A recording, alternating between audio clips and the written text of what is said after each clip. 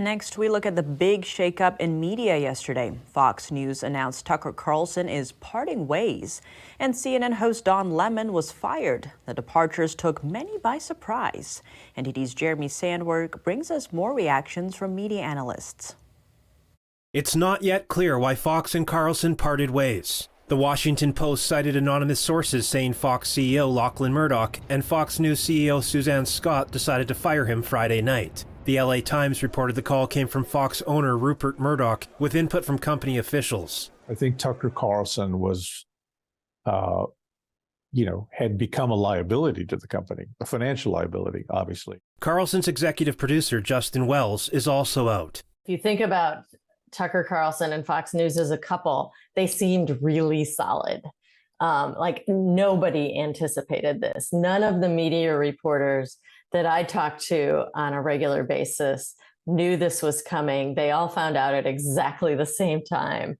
And that is what makes it so much of a shock. I will say that it is shocking. But Fox has done this before. Fox fired former news anchor Bill O'Reilly in 2017. That was over sexual harassment allegations. The network didn't miss a beat. Carlson was moved up into the primetime slot. Some industry analysts speculate he could choose to monetize his personal brand through social media or his own platform. The traditional news organizations aren't the only way to reach a mass public anymore. I don't think we've certainly heard the last of him. There are a few places that he could land. Maybe Donald Trump, maybe Truth Social will start a digital video channel of some kind. Others aren't so sure that would be the best move for the popular host. When Donald Trump left Twitter and went to Truth Social, his audience did not follow him, right? Truth Social is a minuscule amount of the people that he was speaking to on Twitter. Newsmax does not have nearly the distribution that Fox News has. So it would be impossible for them to get the type of audience that Fox News has amassed. I think a lot of examples of somebody trying to do this and failing.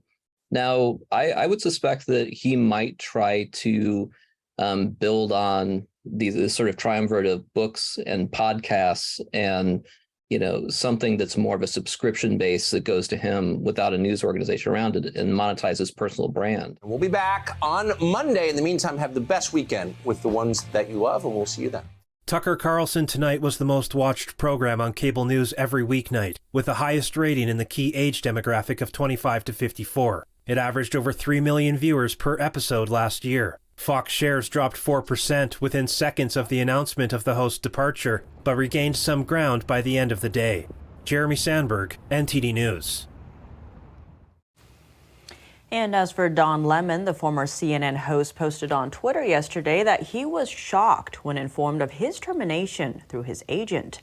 Lemon said he thought after 17 years at CNN, someone would have had the decency to tell him directly. CNN disputed his claim in their own tweet shortly afterward. The company says Lemon was offered an opportunity to meet with management, but instead released a statement on Twitter.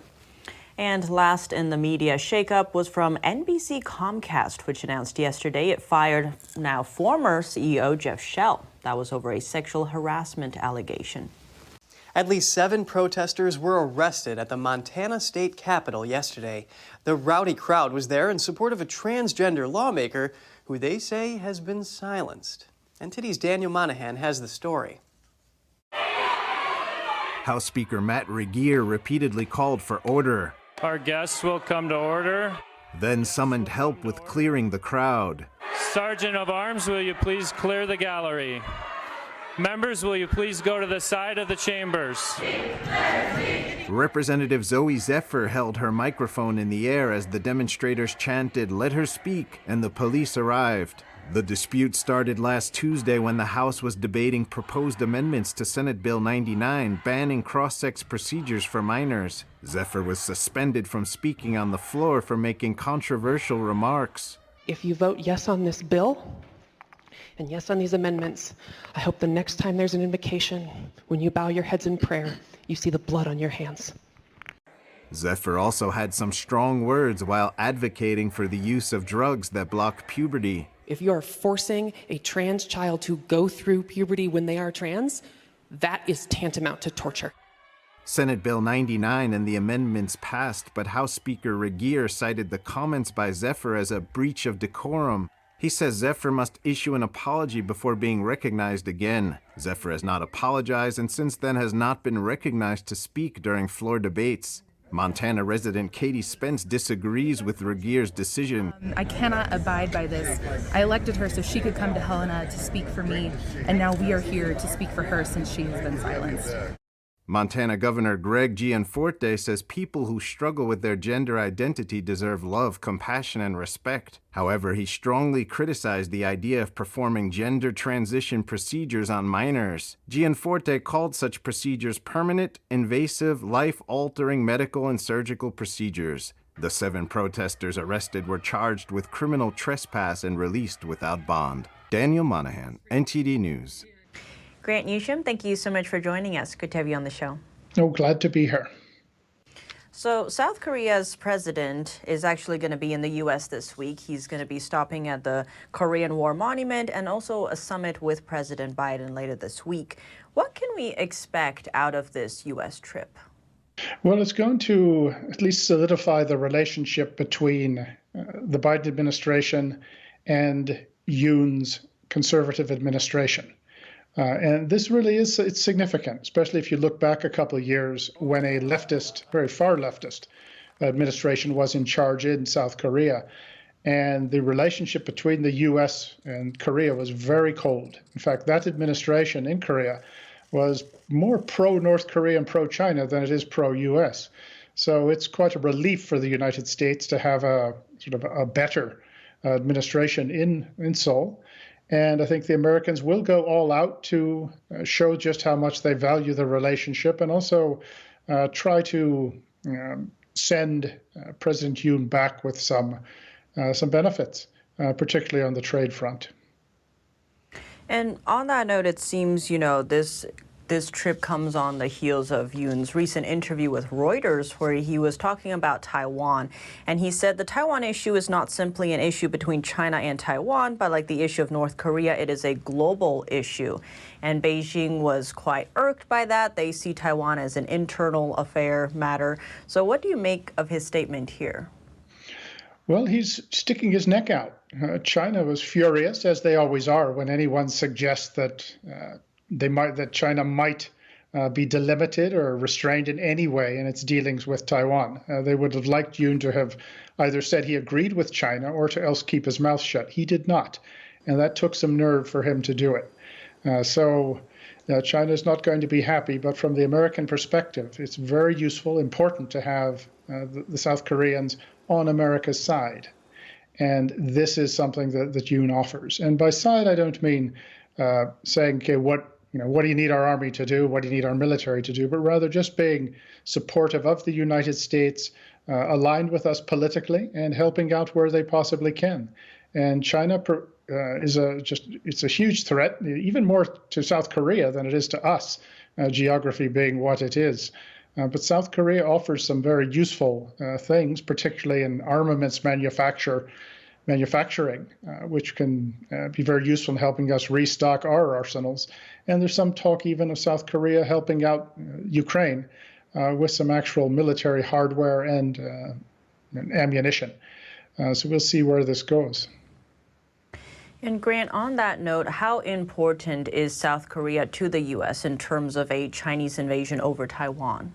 Oh, it's very important. You have to have South Korea at least supportive. You just look at the map. America doesn't need any more distractions, doesn't need to be worried about what's going on the Korean Peninsula. And I would expect that in the event of an invasion of Taiwan or an assault on Taiwan by the Chinese, that North Korea would either attack South Korea or cause enough trouble to cause the South Koreans have to deal with it. But that also causes us to do it. Be very useful as well if, depending on how circumstances develop, if South Korea didn't complain if America tried to use some of the forces on the peninsula for a Taiwan contingency. But also it really is essential to have a South Korea that is at least supportive of the free nations that are trying to defend Taiwan. And that's very important politically as well. If it was a leftist administration in South Korea, you'd see something very different. They'd probably be telling the Chinese, oh, well, we don't really take a position, and implicitly saying, have a go at it.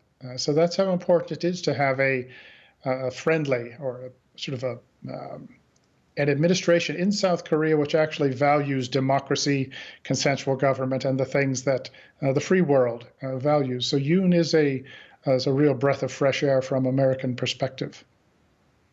And Grant, expanding on that, there are reports that during this summit and this trip to the U.S. and South Korea are set to increase their nuclear deterrence. That's in the face of North Korea and China's rising nuclear arms. So how do you read that deterrence?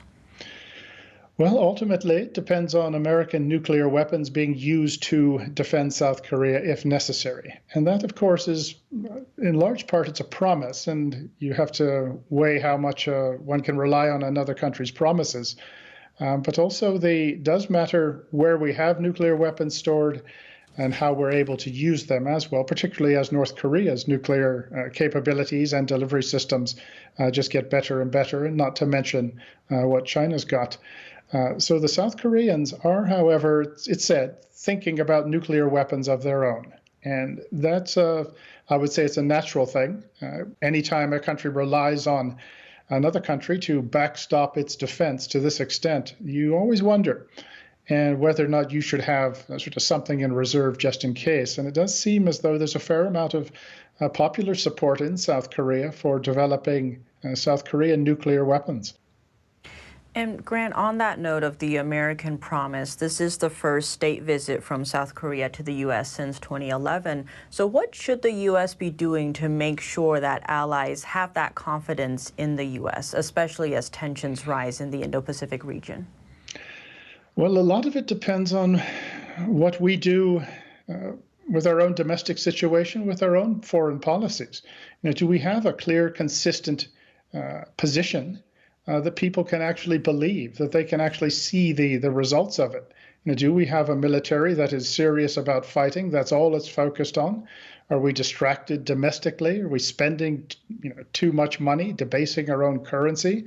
Are we talking tough on China at 1 minute and then saying on the other hand, well, American business and finance, yeah, you guys can pour your resources, pour your money, technology, investment into China. It doesn't make sense. We're allowing Chinese companies to list on the U.S. stock exchange while talking tough about China. So other countries look at us, look at what we're doing, not so much what we're saying. And it's not going to be a question of a nice state visit with a red carpet and a dinner at the White House that's going to convince the South Koreans of anything. That's always nice and nice to be treated well, and that is important. But at the same time, they will look at what we are actually doing defense-wise, financially, economically. What is our own situation? Do we look like we're serious? And that's often something that's hard to quantify in concrete terms, but sometimes people know it when they see it. And on that note, in terms of this U.S. trip, it seems there are reports that there will be a focus on the biotech and digital sectors of the two countries working together, as well as South Korea talking about the challenges to freedom. And so on that note, you did mention how this administration is more anti-communist, anti their communist neighbors, but there are pushback from within South Korea. There's a lot of South Koreans who just call for peace, kind of, you see a similar sentiment in Taiwan. So how do you see that? Is this president on the right track, and how does he deal with his own pushback within his own country? Well, he's got a tough card to play, a tough hand to play.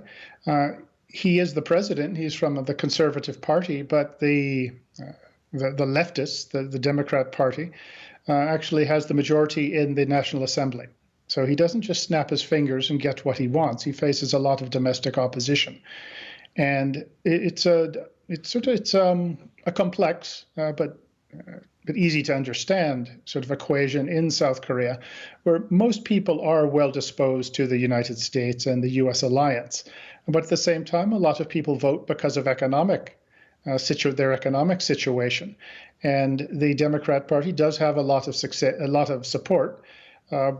And the Democrat Party, it has to be pointed out, it's not considered polite to say this, it is led by some people who are pretty extreme leftists. And when I said earlier that they're pro-North Korea, pro-China, I was not overstating things. There's a huge constituency in South Korea that sees the Americans as the problem, the reason why the peninsula is divided. And their proclivities are for the sort of totalitarian system that you have in North Korea and in China.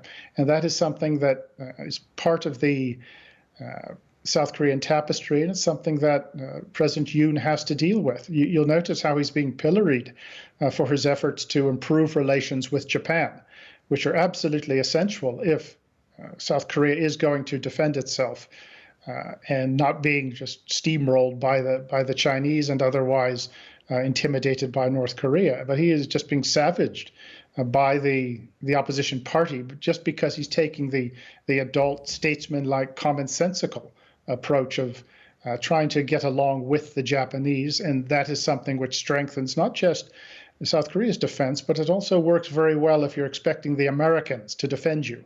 The Americans, don't need this kind of sniping from South Korea. While we're prepared to go die for them, and they do not need a South Korea, which is just picking a fight with Japan, one of our best friends. That only works to China's and Pyongyang's, to North Korea's benefit. So Yoon has a difficult position to deal with, but also to the extent the Americans can give him some economic support. This is immensely important. And it's not just a question of military capability, nuclear weapons, or backing South Korea up militarily, but the South Korean economy is really key to a lot of things. To the extent the Americans and the South Koreans can sort of work something out that works to the benefit of South Korean companies and also works to our benefit, that will be extremely useful. In some ways, it's as important as what's being done militarily. Sounds like there's definitely a lot at stake, from freedom to democracy. But Grant, any final words you'd like to share? Well, it's, something that we tend to take for granted is the support of countries like South Korea. You often hear, well, the alliance was forged in blood of the Korean War. Well, that was many decades ago. People tend to forget, and there's a new generations come along. But South Korea is extremely important, just as I say, just look at the map. But also I would point out that South Korea's position is they are not blessed by geography. If you look at it, you've got North Korea up to the north, you have the Russians up there, China to the west, and it's pretty easy to isolate, surround South Korea in the event, for example, Taiwan gets taken and China gets complete domination of the South China sea lanes. The South Koreans are well aware of this, and that is shaping some of their behavior. But they do need to see that they've got some friends who have their own act together and that will stand up for them. And I think to the extent that we actually do some things right, I think we'll be favorably pleased by what the South Koreans do. And as I noted earlier, though, that it is a mixed society in South Korea with some people who are just astonishingly pro-North Korea, pro-communist. But most Koreans do not want that, but an aggressive, hard left sort of cabal or coterie can push a country where it doesn't want to go. So one should never take South Korea for granted. Grant Newsham, thank you so much for your time. Well, thank you very much for having me. A 74-year-old store owner was robbed at gunpoint in broad daylight by two men posing as FedEx delivery workers. The NYPD is investigating the robbery that took place last Friday in the Soho district. Surveillance footage shows two men approaching the store owner as he was opening up for business. They claimed they were there to deliver a package, but they were not real FedEx workers. They pulled a gun on the owner and demanded he open the safe. They did not gain access to the safe, but did steal about $1,500 in cash. The family told local media they are concerned about bail reform and crime in New York City. Police have made no arrests so far and are asking for tips from the public. We're going to end the show with something that sounds a lot like a joke. A moose walked into an Alaskan movie theater last week. He helped himself to some popcorn before casually leaving. Surveillance cameras captured the moment the four-legged moviegoer entered the lobby, roamed around, and had a snack. The shop assistant seemed quite calm and started to film the animal. There was another person nearby trying to startle the moose away, but to no avail. According to local media, the moose arrived at the cinema in the evening and stayed for a few minutes and even ate out of the trash. I did not know that moose liked popcorn. Yes, well, corn is a favorite of deer. So I guess any version of corn, four-legged animals, including go for popped. Right. Well, there were actually a lot of deer on our property. We had about 30 moving across the range one time, and then they ran into the cornfield, probably because they were hungry. Looking for actual corn.